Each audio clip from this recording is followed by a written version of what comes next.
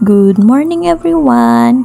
Magtatanghali na pala kaya naisipan kong magtinula ng native na manok kasi masarap talaga yung tinulang manok lalong lalo na kapag maulan.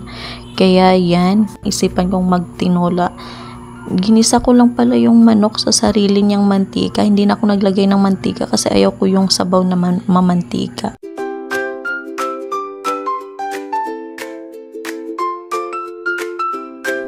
Naglagay na din pala ako dyan ng Knorr chicken para mas malasa yung sabaw. Tapos yung nilagay kong tubig dyan ay mainit na para madaling malaga.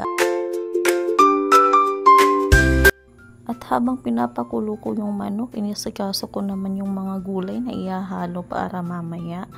Kasi masarap din yung tinolang manok na maraming gulay. So yun, may malunggay tayo at sayote. Nilagay ko na din pala yung sayote para lumambot at nilagay ko na din yung sili at paminta kasi mas masarap yung medyo maanghang.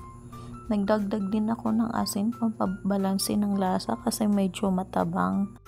Inantay ko na lang din dyan guys na maluto yung sayote para malagay ko na din yung malunggay. So yun, tamang pakulo lang tayo hanggang maluto yung sayote. At nung naluto na nga yung sayote, nilagay ko na din yung malunggay. At naglagay din ako dyan ng dahon ng oregano guys para pangdagdag ng aroma at lasa na din.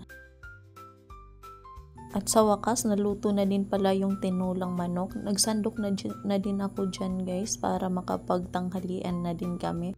So yun lang, kain tayo. Thank you for watching.